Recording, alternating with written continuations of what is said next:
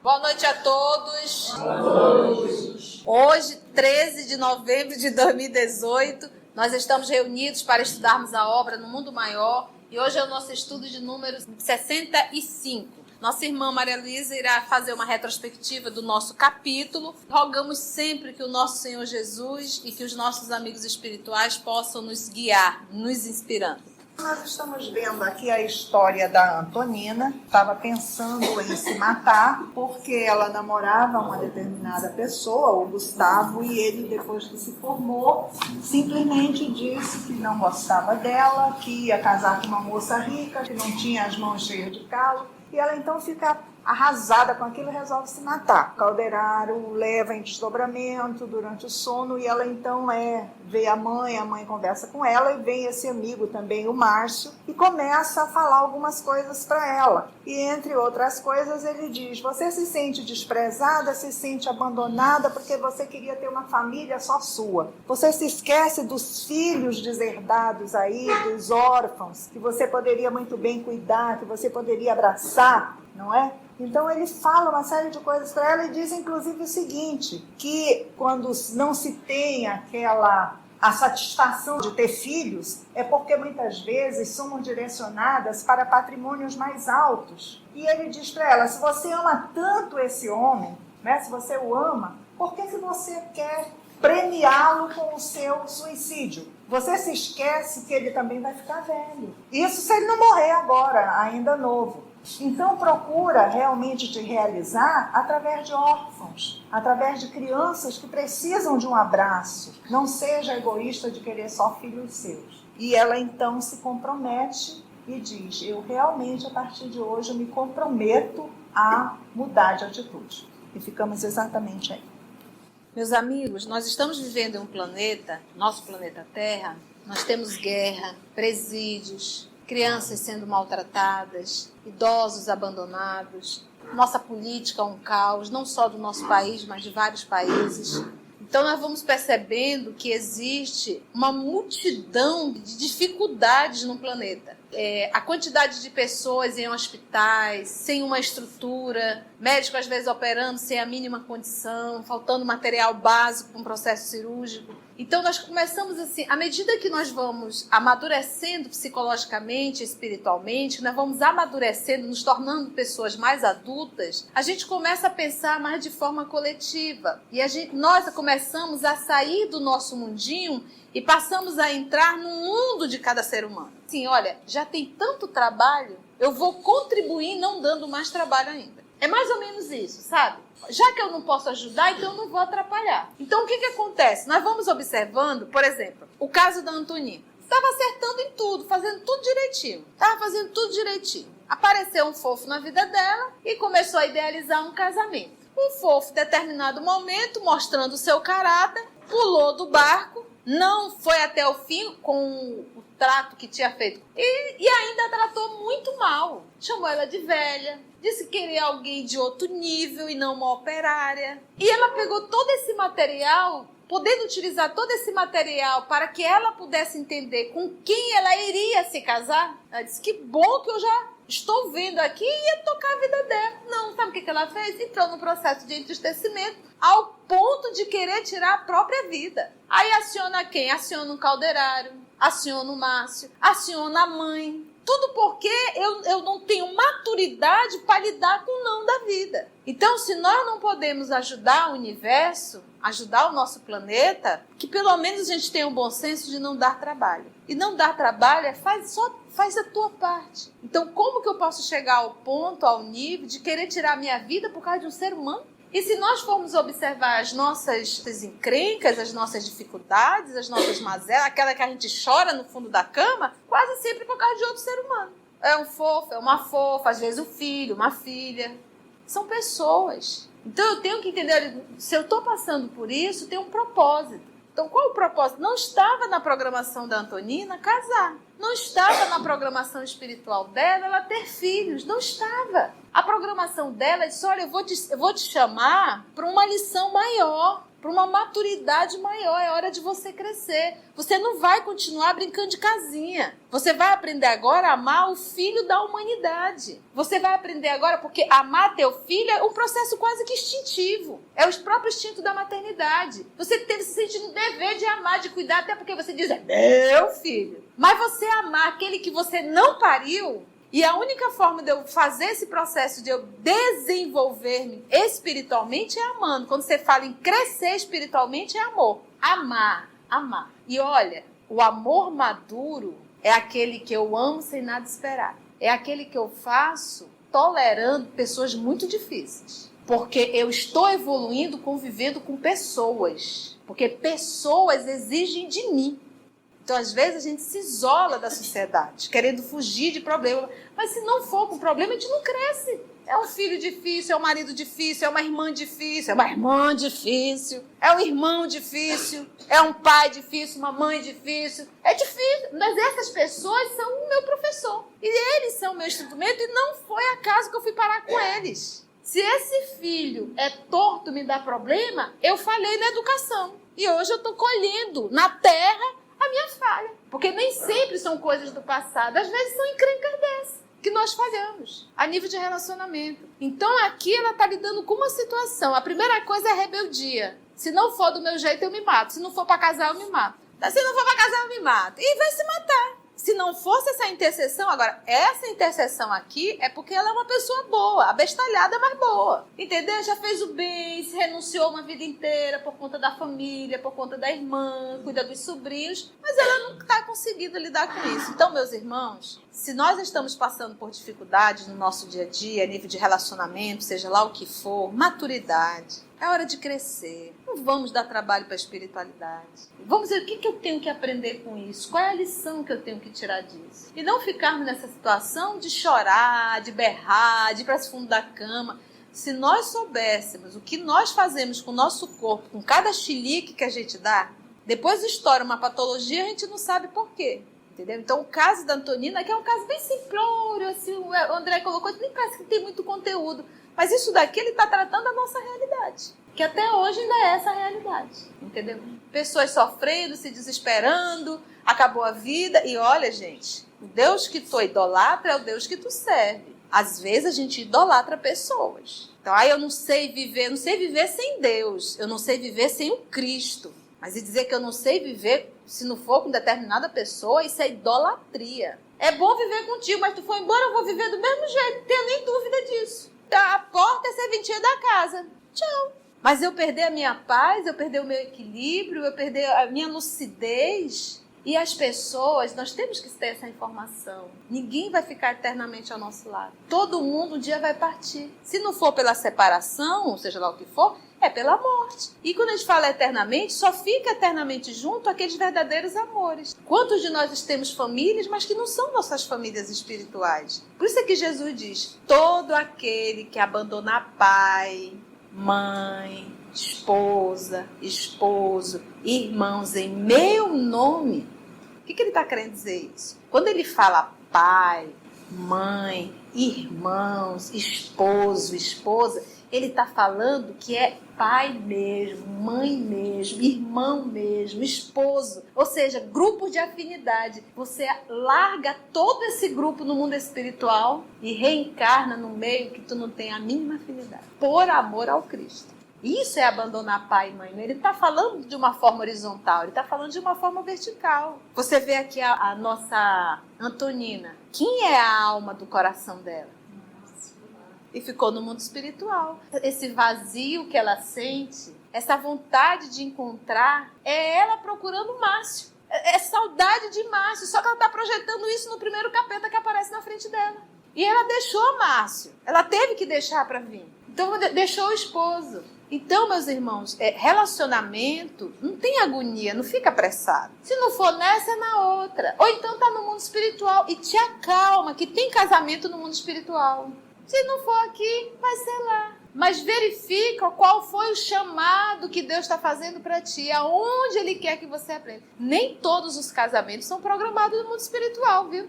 Casamento programado no mundo espiritual é missionário, é aquela coisa mais organizada. Nós aqui temos o dedinho que a gente atrai as criaturinhas que estão no mesmo nível que o nosso. A gente atrai. E fora as encrencas que a gente vai arrumando que não estava na programação. Vamos pegar Alcione. Estava programado Alcione casar? Não. Na adolescência apareceram muitos pretendentes? Muitos. Ela poderia ter casado? Poderia. E ter mudado totalmente a programação dela.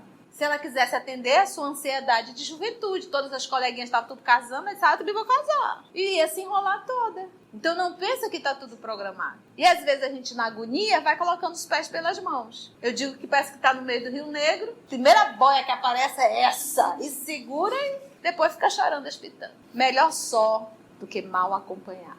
Tem esse dito? Então tenhamos muito cuidado. Seja onde o nosso Senhor Jesus me chamou para aprender lições, porque tudo é aprendizado. Que eu possa tirar lições necessárias e cumprir com o dever que Ele me chama. Tá? E não dá trabalho para a espiritualidade mais ainda. Porque se a criatura te olha e te despreza, tu vai amar quem te despreza? E o verdadeiro amor realmente, que é o que ele finaliza, o Márcio, se ela verdadeiramente o amasse, ela estaria feliz com o bem-estar dele. E não é isso. Ela queria ser atendida em seus caprichos pessoais. Porque eu fico grande quando eu consigo amar aquele que me fere. Amar não é ser leso. Amar é não devolver a punhalada que tu estás recebendo. E não jamais se alegrar com a desgraça que aconteça com ele ou com ela. Se acontecer, você diz, Deus estarda, mas não fala. Chega a dar uma alegriazinha aqui dentro. Não. Você até se entristecer. Isso é amar. Não revidar. Vamos finalizar esse capítulo aqui. Então, observando, isso aqui é Márcio, observando o salutar efeito de suas palavras animadoras, Márcio acariciou-lhe os cabelos murmurando, porque lembra que ela está desdobrada no mundo espiritual e Márcio ali conversando com a criatura que ia se matar aquela noite, por causa do fofo. Ele vem dizer assim, por que razão esperar os rebentos da carne para exemplificar o verdadeiro amor? Tu precisa parir para te exemplificar o verdadeiro amor? Tu vai esperar isso? Jesus não os teve. E, no entanto, todos nos sentimos tutelados de sua infinita abnegação. Prometes, Antonina, modificar disposições mentais a partir de agora? A mulher digna e generosa, excelsa e cristã, esquece o mal e ama sempre. Esquece o mal e continua amando. Comovidos, vimos a interlocutora ajoelhar-se de novo e exclamar solenemente, comprometo-me a modificar minha atitude em nome de Deus. Nesse instante, o emissário espalmou as mãos sobre a fronte da enferma, envolvendo-a em jatos de luz que não tocaram tão somente a matéria perispirítica, mas se estenderam além, até no corpo denso, fixando-se particularmente nas zonas do encéfalo, do tórax e dos órgãos femininos. Até nos órgãos femininos. Falei, o negócio, a lavagem foi total. E estava tudo desestruturado, desarmonizado. E ela estava com encrenca lá. Né? Estava com encrenca também, entendeu? Porque tudo estimulou, tá de idealizando, já fazer menino, vida sexual, casamento, e aí equilibrou tudo. Gente, encarnar não é fácil. Por isso que os espíritos que são mais lúcidos ficam com receio, que eles sabem que aqui é uma arapuca. A primeira coisa é o esquecimento. A gente só consegue se olhar com a personalidade. Você perguntar ao Augusto, ele não consegue se ver de outra forma a não ser Augusto. Ele tem maior dificuldade de identificar que ele é um espírito. Todos nós aqui. A gente fica limitado numa caixinha. E a gente acha que a vidinha é essa daqui, como se nada mais existisse. E detalhe, ficamos limitados a 5 sentidos. Mas a vida é muito mais do que isso aqui. Nesse instante, então, ele fez todo esse processo, foi um passe, e aí a gente vê a ação dos espíritos no momento do sono. Trabalho da espiritualidade sobre cada um de nós. Ninguém está desamparado. Ninguém está desamparado. Todos nós temos assistência espiritual. E para aquele que faz o bem, maior assistência ainda. Logo após, Antonina, empolgada pela mãezinha e pelo companheiro da espiritualidade superior, afastou-se para a agradável e repousante excursão. Incumbiu-se Calderaro de auxiliá-la a retomar o veículo pesado nas primeiras horas da manhã clara. edificado com as observações da noite, regressei em companhia dele ao quarto da senhorita quase suicida. Entre as 6 e 7 horas, a genitora desencarnada trouxe a filha, em cuja fisionomia fulgurava ignota e incompreensível felicidade. Ignota aí seria de ignorado, tá? O instrutor ajudou-a a reapossar-se do envoltório fisiológico, cercando-lhe o cérebro de emanações fluídicas anestesiantes, para que ele não fosse permitido o júbilo, a alegria de recordar em todas as suas particularidades a experiência da noite. Então, apagão. Não é interessante ela lembrar. Vamos ver por quê. Se guardasse a lembrança integral, disse Calderaro, provavelmente enlouqueceria de alegria. Enlouqueceria de alegria. Até porque ele fala aqui que ela foi participar de uma excursão. Que excursão terá sido essa aqui? O que ela terá conhecido nessa excursão? Né? E o próprio encontro com a mãe, o encontro com o Márcio. Lembra que ela ficou toda? Agradável e repousante excursão. Mas é essa a excursão que ela fez. Essa desse desdobramento, desse momento. E é esse processo que ela tem que esquecer. Porque foi uma excursão. Porque você pensa que toda noite você sai e vai para mundos espirituais, colônias espirituais? Não necessariamente. Antonina, empolgada pela mãezinha e pelo companheiro da espiritualidade superior, afastou-se para agradável e repousante excursão. Subentende, parece que ela foi mesmo, né? Ainda foi dar uma volta, tá? Vamos lá.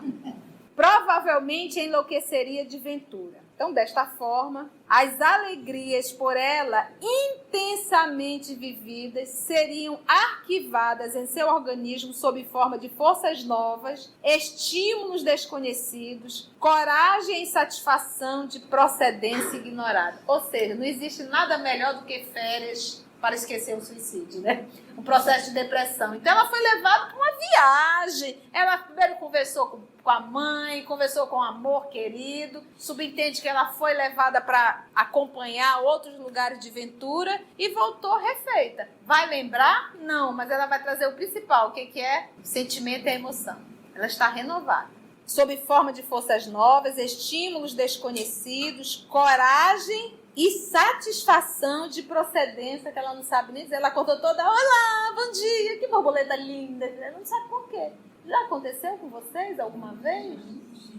Você acordar, você olha para o mundo preto e branco, mas você está colorido, tudo está lindo. E a gente não sabe explicar? Tá aqui a resposta, tá? Vamos lá. Com efeito, daí a minutos, Antonina despertou como que outra criatura. Sentia-se inexplicavelmente reanimada, quase feliz. Um dos pequenos sobrinhos penetrou o aposento, chamando-a. A generosa tia contemplou-a, extasiada. Alguma energia prodigiosa que ele não era dado conhecer religara ao interesse pela vida. Achou indizível contentamento no sol que atravessava a vidraça. Quando é mal-humorada, né? O sol entra, calor, sol. Tudo tá ruim, né?